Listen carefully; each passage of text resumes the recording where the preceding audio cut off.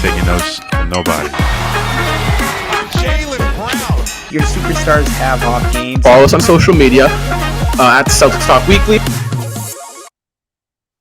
What is going on, everyone? Welcome back to the Celtics Talk Weekly podcast. I am your host, Robbie Tam. I'm with my two co-hosts, Justin Lowe and Ian Angelo, and we are super excited to be back talking all things Celtics with you guys. Celtics, the hot streak is still continuing, right? Last podcast, we were kind of surprised on how well they've been playing as we enter this, seventh episode of the third season. They continue to play well. They have been on a roll as playoffs are approaching, as we are getting ready for the final stretch of the season. But before we do that, I just want to talk about our good partner, Buzzsprout. Buzzsprout is a podcast directory where you can upload your podcast to any site you wish. Apple Podcasts, Spotify, Google Podcasts, it's got them all, and we absolutely love them. They treat us well over there at Buzzsprout. So if you guys have an idea, a topic, a conversation, you want to talk with your friends, listen, us over at Celtics Talk Weekly, it all started with this crazy idea to, talk about the 500 Celtics, and it's turned into something really fun that we enjoy doing. And when your basketball team or whatever sport you may cover or topic is doing well, it makes it that much better. So go to the link in our description and use our code Celtics Talk Weekly. And on your second paid invoice, you get $25 Amazon gift card. Who wouldn't love that? I mean, I might do it right after the show. I'm not going to lie. So guys, we got a week in review. Celtics, they go 2-1. Right, a little not shaky week. They ended kind of poorly against the Mavericks. This game, a KG retirement game. You'd like to win that game. Unfortunately, you drop it. But as we do a quick little week in review, Celtics started the week off against. Hold on, why am I'm blanking right here. So they started the week off against the Hornets on the road. Jason Tatum goes off for a monster fourth quarter performance as they beat the Hornets 115-101. Rematch against Isaiah Thomas. Great matchup. JT had 44 in that matchup. Then the Celtics come back home on a little 2-game homestand to face the pesky Detroit Pistons squad. That squad has been giving us trouble. Really been giving the league trouble. They've been, I believe, 7-3 in their last 10, kind of picking it up over there in Detroit. We beat them 114-103. And then to finish the week off Sunday, March 13th, the KG retirement game. Celtics lost the two previous jersey retirement games, Paul Pierce and I believe Cedric Maxwell. And they fortunately extend that losing retirement streak to 3. They did drop one to the Dallas Mavericks 95-92. However, the KG ceremony truly was amazing. We're going to be talking about that later. Justin, lay down the week ahead as the Celtics go out west. So the week ahead, this one's going to be a little bit of a tough one. Celtics head out West Coast. They're in California to take on the Golden State Warriors. That game Wednesday, 10 o'clock p.m. Catch it nationally on ESPN or locally on NBC Sports Boston. Then Friday, they head over to Sacramento, take on Domantas Sabonis and De'Aaron Fox and the rest of the Sacramento Kings. 10 p.m. tip-off Eastern Time. Catch that locally on NBC Sports Boston. And then closing out your week Sunday, or opening up your week however you want to view Sunday, as they're in Denver, 8 p.m. Eastern Time, tip-off locally on NBC Sports Boston. We will have you covered all 3 games for Celtics post-game live moments after the final buzzer. So come back to the YouTube channel and check us out for Celtics post-game live. Ian, what is trending in the NBA? Well, last night, Karl Anthony Towns had one of the best games I've ever seen. He dropped 60 on the San Antonio Spurs. That's not the first time the Spurs have had 60 dropped on them, as you just asked Jason Tatum last season. But also something else I found interesting.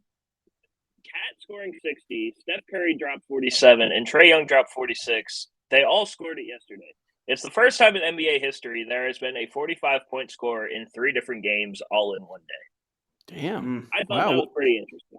Well, since the All-Star break, Tatum's put up 50, Braun's put up 50 twice, Cat's given us 60. So, some scoring coming on from the Boston Celtics. However, someone I do want to talk about right off the bat, guys. I think this should actually be a great introduction. Now, back when we first started the podcast, it was kind of a running joke that this man never got enough credit. We never really talked about him, and that man is Jason Tatum.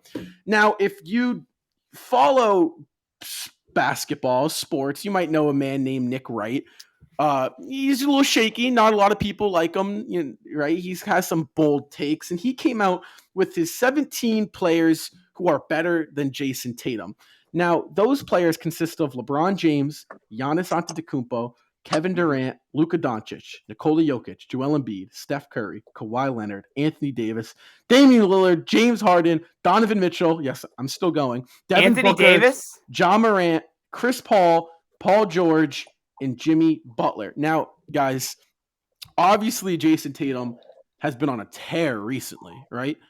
But even prior to that, coming into this year, I believe ESPN put him right around 13 in their rankings, and he's only gotten better this year. Obviously, you've seen his playmaking's improved. He's on track to be an All-NBA defender this season. 17? What do you guys think of that? That's Anthony just Davis. Anthony Did you say Anthony Davis? I said it. Yeah. Is that a joke or is that actually on the list? Listen, it's there. He said it. No. And Anthony Davis is definitely one of the top players in the NBA. But this season, the guy's barely played, and he hasn't played at a high level. Yeah. Why? If we're talking right now, no way. Paul George has he played this season? He hasn't played much, I'll tell you that much. And he hasn't played in 3 months, I want to say, 4 months. No. Kawhi Leonard hasn't even stepped foot on the court. Now, I feel like Dame hasn't played in over a month. Yeah, so I'm gonna give him those first 7. LeBron, Giannis, Durant, Luka. We've talked about my Luka opinion. I'll give Luka the edge. However, Tatum's had more success.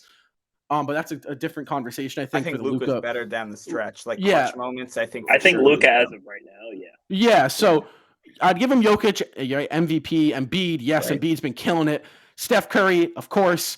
And then it gets down. I think you're really picking hairs. Kawhi, when Kawhi's fully healthy, I'd give him Kawhi. Yeah, right. So that makes 8. Anthony Davis, you got to factor into the fact that Davis can't stay healthy. And then everyone else after that, I would say I'm taking Jason Tatum. Devin Booker, right? He got to the finals last year for sure. Been playing at high level basketball. I think that's a decent debate. Everyone else, I'm not here for. I'm not here for Jimmy Butler. I'm not here for Damian Lillard. James Harden, you can give me. I'd accept James Harden, because of his playmaking ability. I mean, the dude is he's a spectacular playmaker.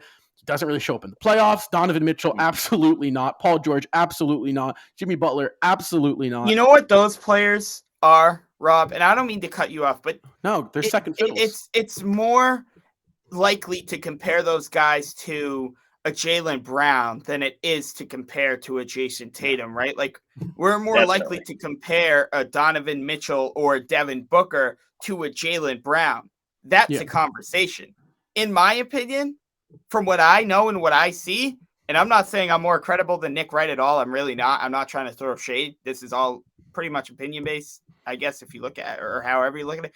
But no, like Donovan Mitchell, Devin Booker, even Paul George, you're comparing it to Jaylen Brown, not Jason Tatum. Jason Tatum's uncomparable, in my opinion, to those guys, especially when a majority of those guys on the list have barely even played this season. And when they have played, they haven't played at a high level at all. So I want to hear Ian's opinion on this, but real quick, right, Ian, before I send it over to you, I want to make the point. Jason Tatum can be the best player on a championship team. James Harden's proven he can't. Paul George has proven he can't. Jimmy Butler's gotten pretty damn close in the bubble, but outside of that, you could argue me Jimmy Butler, but Devin Booker, John Morant, they just got more to prove. Jason Tatum's he's a guy that's kind of through the first 5 seasons, he's proven himself. And those guys really, they're good, having good seasons. They're young, haven't proven themselves. I'm putting Jason Tatum in the top 10 in the NBA, right around 9 or 8 or 10. Yeah, so something I want to start my argument off here is the best ability is availability. And half the people that Nick Wright says is better than Jason Tatum is not available most of the time. Yeah. Let's just look at it. Kawhi, granted, I'm not going to lie. I think Kawhi is better than Jason Tatum when he's healthy, but he's not healthy right now. He hasn't even played. So I really don't know if you can put players that are injured over Jason Tatum right now. But anyway, Anthony Davis, injured. Damian Lillard, injured. James Harden, I mean, he had that time in Brooklyn before he left where he was injured, but I don't know how true or not that was. But regardless, you can say Harden is better than Tatum. You know, it's a debate. Donovan Mitchell, I love Donovan Mitchell. He's not even close to Jason Tatum. Devin Booker, you can make a debate. Devin Booker led a team. Yeah. Ja Morant, this season, Ja Morant's having a great season. He's not better than Jason Tatum. Chris Paul, I get what Chris Paul brings as a leader and stuff, but as a player, I don't think he's better than Jason Tatum. Paul George, injured. Jimmy Butler, he's missed significant time this year. And I remember last year or the year before, it was like if we were debating a top 10, Jimmy Butler was a top 10 player at the time. I don't think he's a top 10 player. I never really thought he was, to be honest. No. Yeah. So, honestly, at this point in the season, you can probably put Jason Tatum maybe as high as 7 or 8 right now. Yeah, and my thing is... You have to. Also, there was one person that if he's talking about this season, if he was going to leave someone off, he didn't even include DeMar DeRozan. DeMar DeRozan's having a great season. Yeah, this season at least. No question. DeMar's really carried the Bulls. My thing is that Tatum in the next 5 years, he's a top 3 NBA player. It's Jason Tatum, Luka Doncic, and Giannis Antetokounmpo who are going to be running the league. I think obviously Jokic and Embiid, 2 big guys in 5 years, they're really going to be, you know, especially Embiid. Embiid's kind of got 3 years left in his prime just because of how big and how fragile his body is. One wrong fall can really, put a damper on his career. But I think in the next 5 years, the Jason Tatum, Luka Doncic, and Giannis are going to be running the NBA. And I think Tatum, especially in the past 30 games, has taken that top 10 leap. I think that we have seen in the last 10 games when he wants to take over the game offensively and defensively. Then that's the thing, defensively. Jason Tatum, for the first 25, 30 games, you're like, can this guy play defense, right? He looks a little lackadaisical. He doesn't really seem to give the effort. And then Kevin Durant and Kyrie Irving came into town, national televised game. I was in attendance, right? I saw with my own eyes in person. The dude had a different look in his eyes. He had, like, when you saw Jason from the jump, dude, I want to say it was 15-15 or 17-17. The Celtics are on the fast break. Grant goes up with the layup, can't get it to go. He tries to tip it in. Tatum comes down with the rebound, gets the and one, and he turns around and he just lets out all of his emotion. And it was in the first quarter, the first 6 minutes of the ball game. So we've now seen this man. When he wants to take over, he is going to take over. He's going to guard your best player if he wants to, and he is going to put up 40 to 50 if he wants to.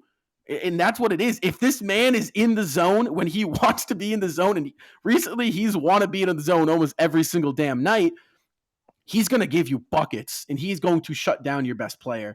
So I don't think that it should be an argument if he's top 15, like Nick Wright's saying, 17, not at all. If he isn't in the top 10, which I think he is, I think he's submitted, really put himself in the top 8. But if he's not top 10, then he is 11. He is the 11th. And I think he's top 10 for sure.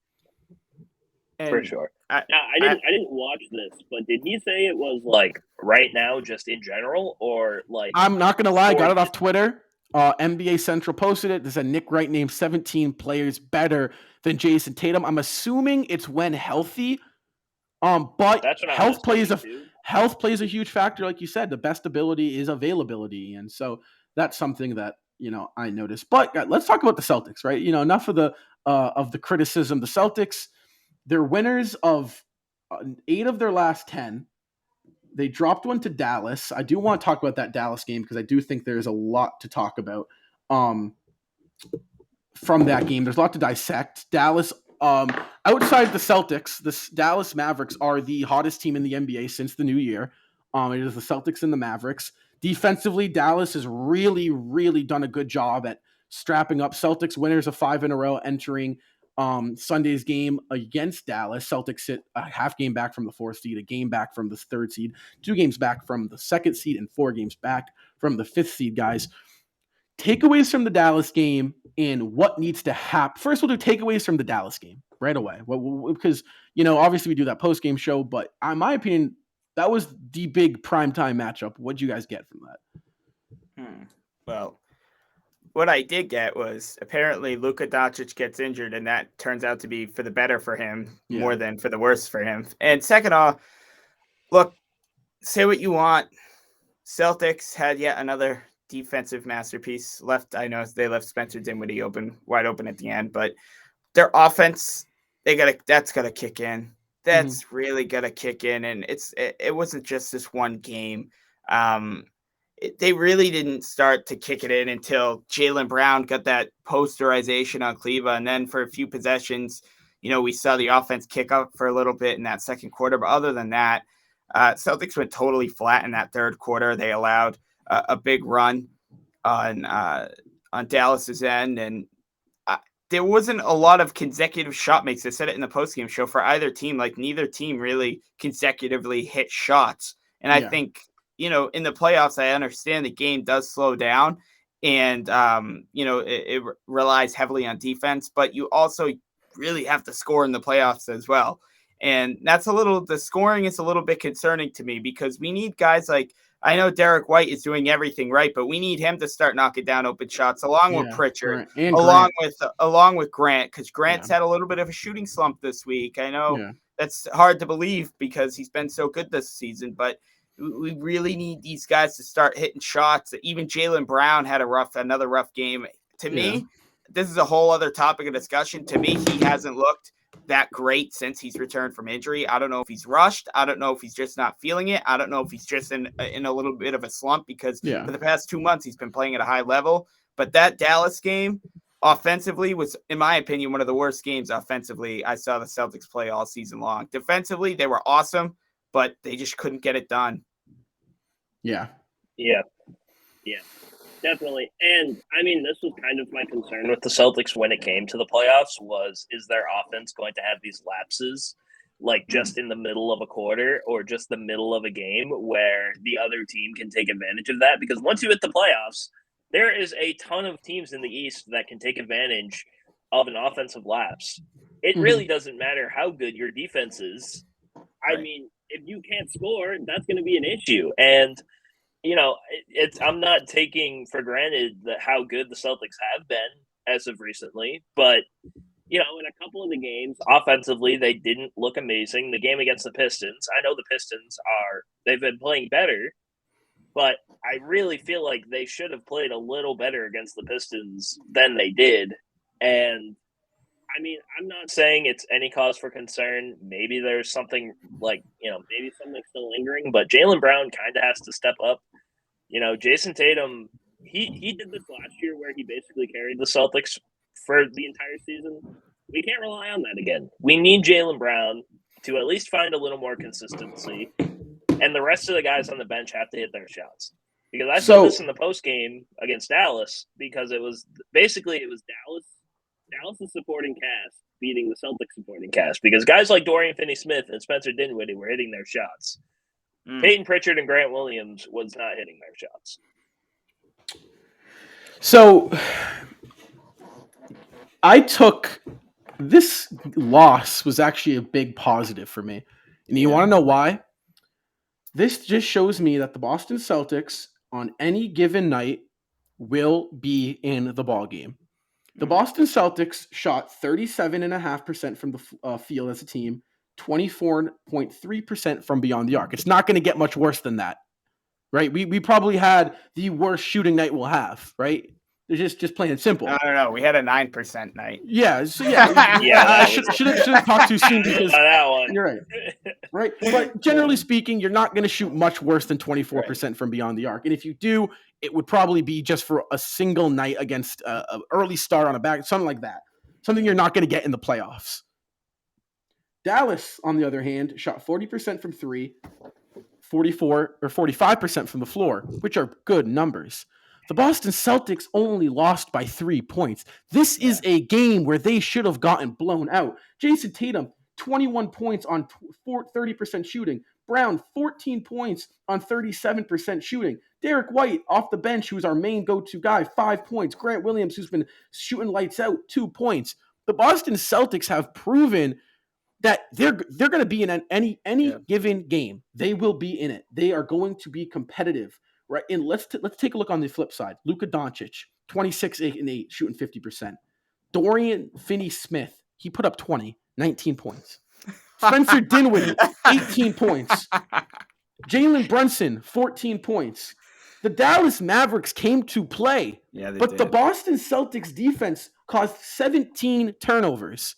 Right? Dallas, great defensive club.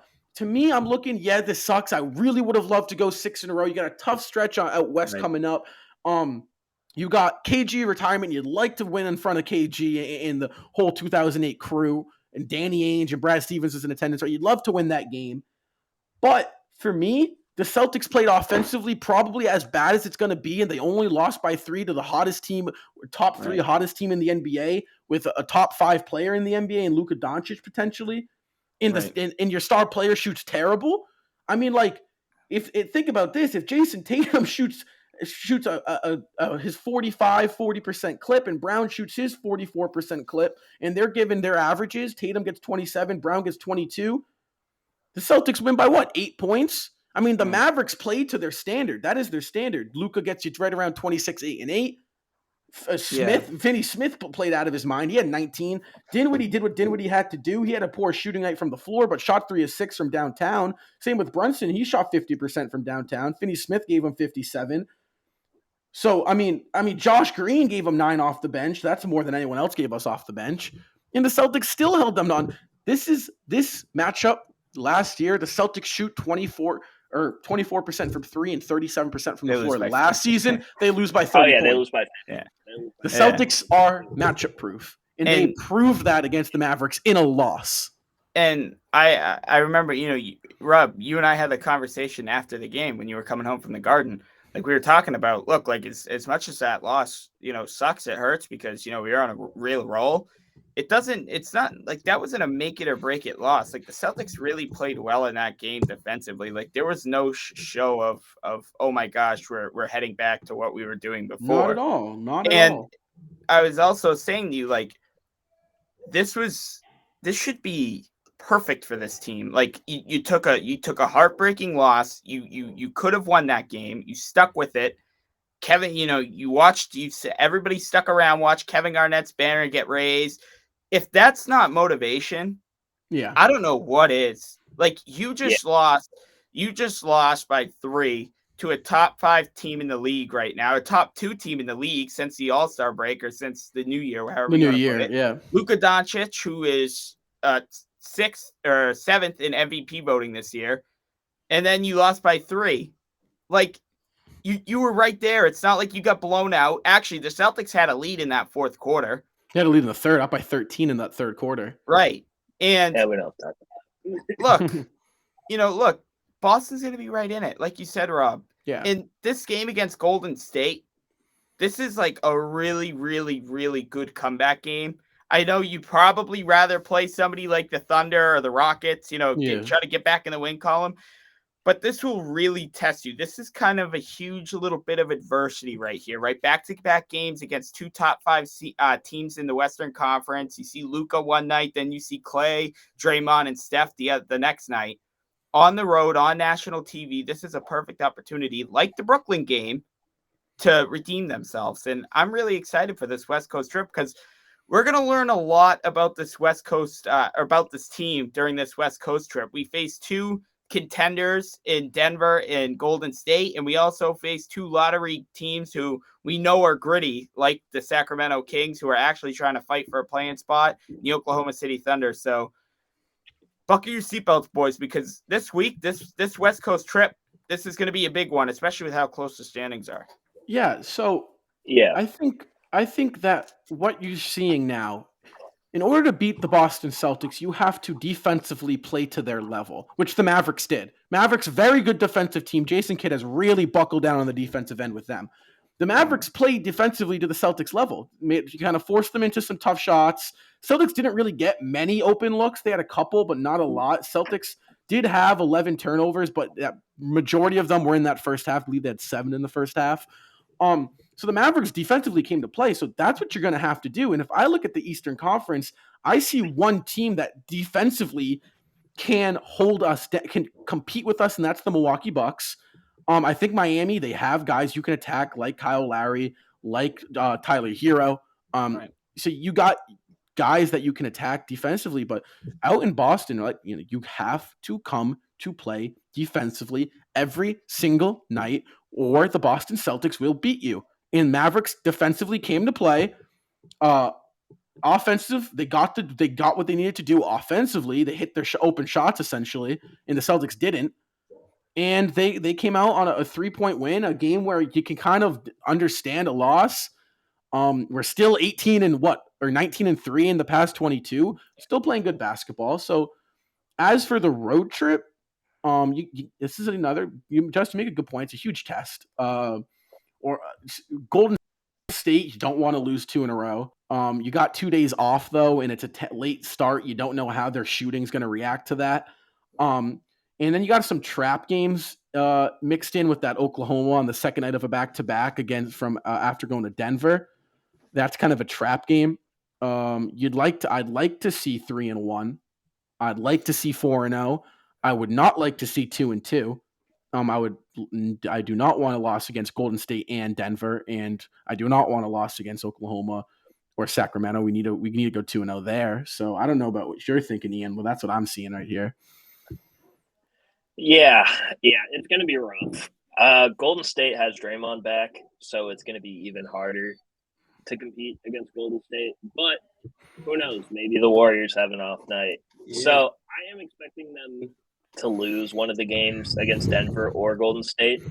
So 3-1 is what I'd be happy with after this West Coast trip. Now, granted, the trap game in Oklahoma is not, it's not a good look right now, but depending on how they play this West Coast trip, it could make or break them at this point because we've seen a West Coast trip, make the Celtics look like they're all together and they're all for it. Yeah. Back in the 2018-19 season. So, we've seen a West Coast trip make or break teams like late in the year, and it's going to be important for the Celtics to just stay focused. Even if they go 2-2, make it a hard-fought 2-2. Yeah. Maybe you lose to Golden State and you lose to Denver, but it's on like a last-second shot, or you play insane defense. It's not going to be a great thing to lose, both those games, but at the same time, as long as you're playing with effort and the effort that they've shown on the defensive end, basically this entire second half of the season, I think I'm okay with a hard-fought 2-2 or a 3-1 with this West. Yeah, so it doesn't get much easier too after this West Coast road trip. So those games against Sacramento and Oklahoma, you really have to capitalize because we come home and we play the Jazz and the T-Wolves, and then we go play the Raptors, and we come back home and play the Heat. And then we finish off the year with games against Chicago, Milwaukee, and Memphis all on the road. So you do got some tough games here. You want to get.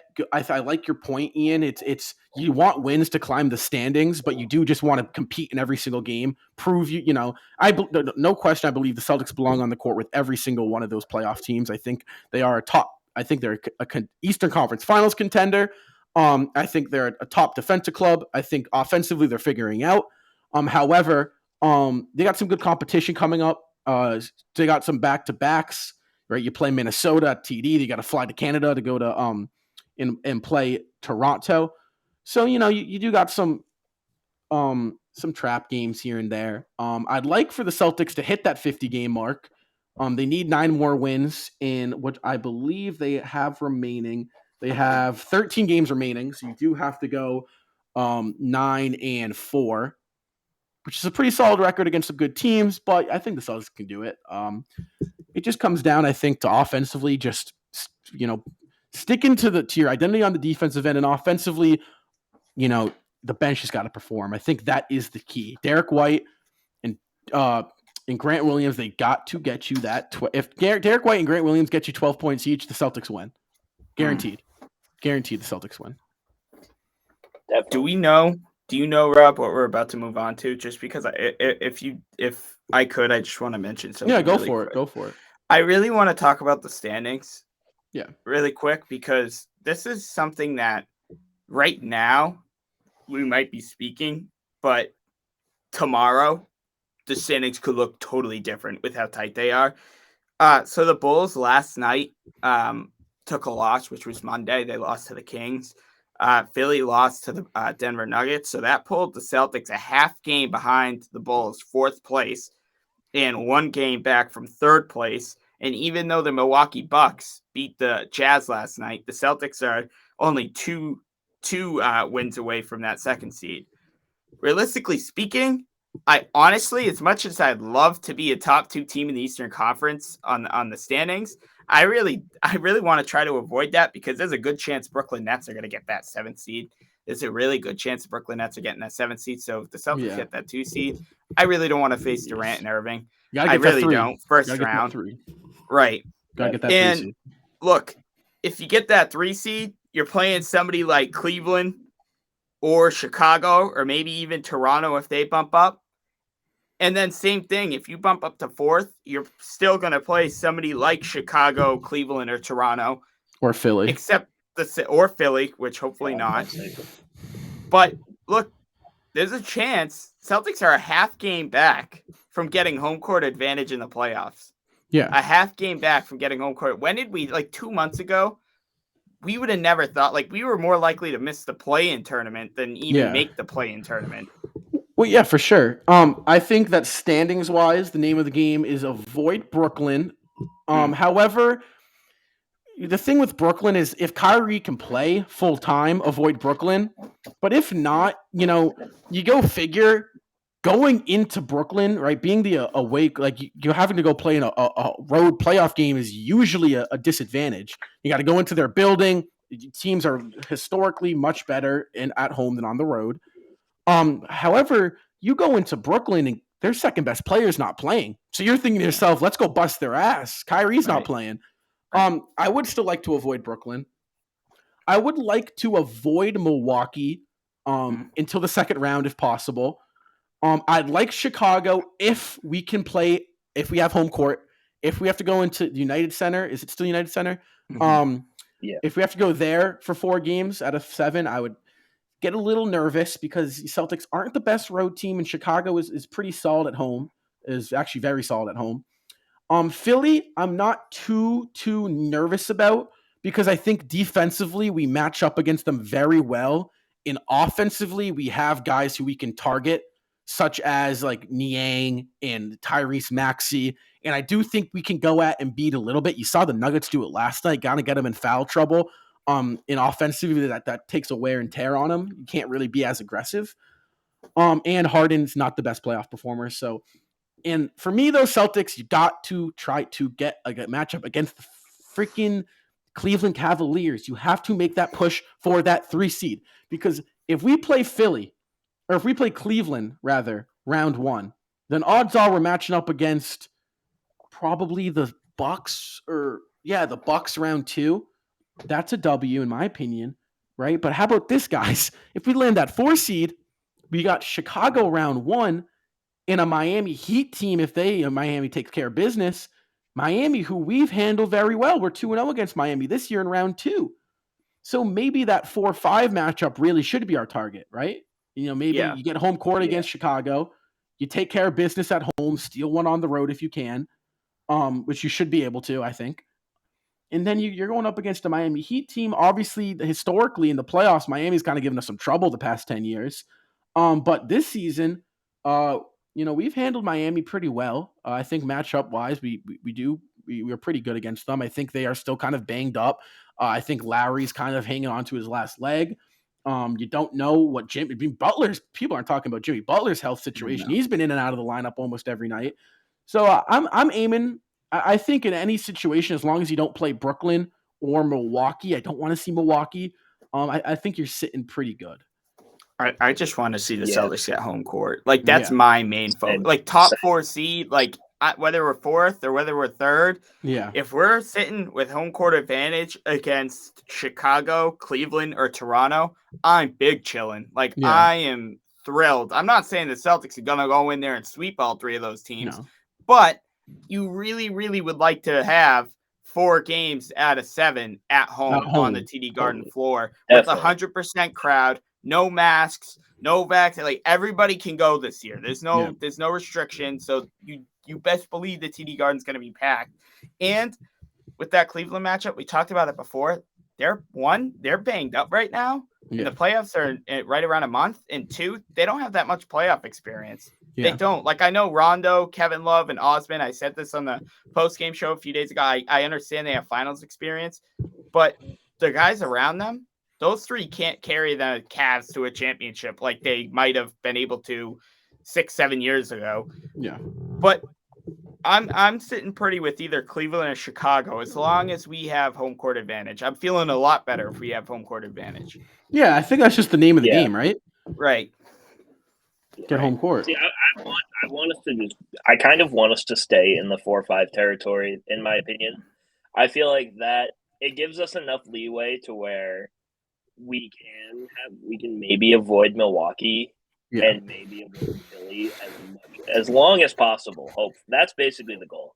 The goal is to avoid all the teams that match up well against the Celtics as long as possible. So if we can get the 4th seed and we play Chicago in the first round, and I mean, I'm not saying Miami is an easy contender or a team that doesn't match up against the Celtics well, but I mean, we've played well against them.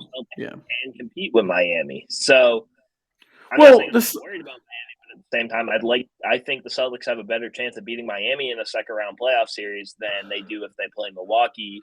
Which, I mean, granted, we do play well against Milwaukee, but Milwaukee is a playoff season team now. Philly, who, yes, they have Harden and Embiid, who historically in the playoffs haven't been the greatest, but together they have looked like a great duo. Or Brooklyn, because if Brooklyn gets out and we have to play KD and Kyrie in the second round, that's not going to be fun either. Even because who knows? Maybe they lift whatever mandate is in New York and Kyrie can play. But so I would much rather try to avoid them as much as possible. Yeah, but on the flip side of that, the Celtics have shown actually against every team in the East this year that they can compete and beat them. They hold a 2-0 series lead against Miami. They hold a 2-1 series lead against Milwaukee. They're tied 2-2 with Philly. They're tied 1-1 with Chicago. They own a 2-1 over Cleveland. Hey, what's up? What's up? Oh, you just say what was that? You said Philly. We're tied 2-2. I thought I said something outrageous or something. But no. Would I scare you? Yeah, I was like, whoa. What's up? So, and I believe they're 2-1 against Toronto, and I believe they're 2-1 against Brooklyn. So we could keep going down the line, but the teams are getting worse and worse. But 3-1 against Brooklyn. 3-1, yeah. So I mean, the Celtics have shown that really against any team that they can come in and they beat them. However, playoffs a different story. Milwaukee, they're the defending champs. That's just they're getting healthy. Also, if you don't have home court, it's a little bit tougher. It's not really the regular season, but I mean, I'm feeling comfortable against any match. There's not one matchup where I'm like, oh, I don't feel comfortable against this team. Maybe Philly, just because of maybe if Harden decides this is the playoffs where he's going to play well. But even still, like the Celtics, they're sitting well right now, and I think their confidence level should be through the roof just because of their defensive ability. But I think name of the game, get home court and pray for a matchup against the Cleveland Cavaliers. Hey, maybe Chicago slips to 6, Cleveland gets that 5 spot, and then we're sitting. That's beautiful right there, right? I also want payback against the Heat too. Like, say we do fall for and we go second round. Give credit to Miami. Like, they won the series fair and square. Like, they outdogged the Celtics. But that's what's so frustrating because the Celtics were on such a roll in the bubble, regular season and postseason. The Celtics were on a roll. And we dogged it. Like we didn't show up. We couldn't break the zone, and we got embarrassed. So do you, if you guys have listened to the JJ Redick podcast that Tatum went on, he actually talked about that bubble run and that kind of what went wrong against Miami. And essentially, if OG Anunoby doesn't make that corner 3, that prayer to put the series 2-1, in my opinion, the Celtics go in against Miami and they take care of business. I just think Tatum was saying how that series just deranged the Celtics. It should not have been a 7-game series. Toronto took everything out of them, and then you go play a Miami team that's well rested. They just came off a sweep against Milwaukee. Celtics are blowing leads in the 4th. They're just getting out hustled. So I think if OG Anunoby doesn't make that ridiculous 3, the Celtics are going to the 2020 finals. I'm win the 2020 finals, I'm not saying, but I think they go there. But I would love revenge against Miami. I would love for Tatum just to put Bam on a poster because that block still haunts me to this day. Oh my God. But yeah, I mean, the Celtics, listen, the one thing we got to realize here is that there is a path for the Celtics, and they have proven that. Tatum's playing at a high level. Defense is there. Supporting cast is playing well. Question mark next to Jaylen Brown. He's going through a slump. Tatum had it. Brown can have it. Get your shit together for playoffs, and we're chilling, Brown. Udoka, man of the hour. He's doing a great job. I think Celtics are very coach of the year candidate, potentially. I say so. So Celtics are sitting well. They got a West Coast road trip to take care of, make a statement again. We will be back podcast next week, same day. I believe same day. That's up in the air. We got to talk about that. Right around Wednesday, Thursday of next week. Before I close the show, I do want to say go follow us on our social medias at Celtics_weekly on Twitter, Celtics Talk Weekly on Instagram. And hey, we're not really active over there, but if you want to go give us a follow on TikTok, go do that. Go follow all of our personals on Instagram, Celtics Rising, Ian Angelo, Rob Haytayan, Celtics Talk Weekly. Go hit us up, guys. We really appreciate all the support you've been giving us. Celtics are rolling. Celtics Talk Weekly is rolling. You know, what's not to love? Guys, before we close off the show, final thoughts, words, you know, what we got on our mind before we close this podcast out. You gave me the vision of beating Miami in a playoff series, and now I want to see it. I want to see a Miami win in the playoff series so bad. I want to see that so badly. Yeah, now I have that in my mind. Now I really want to see that. So honestly, Celtics just win. Continue doing what you're doing. You know, find some consistency. Hopefully, towards the end of the year, and we're pretty good for the playoffs. Stay healthy. Yeah, stay healthy as well. This West, I talking about it in the beginning of the episode. This West Coast trip is going to be tough. Going to see some good teams, see some potentially really bad teams that might surprise you. Don't take them for granted like you were in the beginning of the season. Come out healthy. That's my thing. Come out of the West Coast trip not only winning, but come out healthy and get us to 2,000 followers as well on Instagram. Oh, for sure. Make that push for 2,000. We're right there. For me personally, I just want to see the Celtics play with a chip on their shoulder.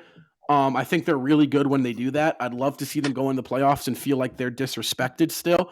Don't settle. Don't just because they've recently been getting a lot of national media love. Don't settle for that. Zone that out. Play like you're the underdog still, because I still believe we are deep down. Right. And let's get a run going, right? Let's make some magic happen. Thanks so much for listening, guys. This has been a super fun episode. We hope to see you guys back on the next episode. We have 2 special guests coming on, so that's something to look out for. You'll see that announced on our Instagram. So until next time, guys, go Celtics, and hopefully we get some wins coming up.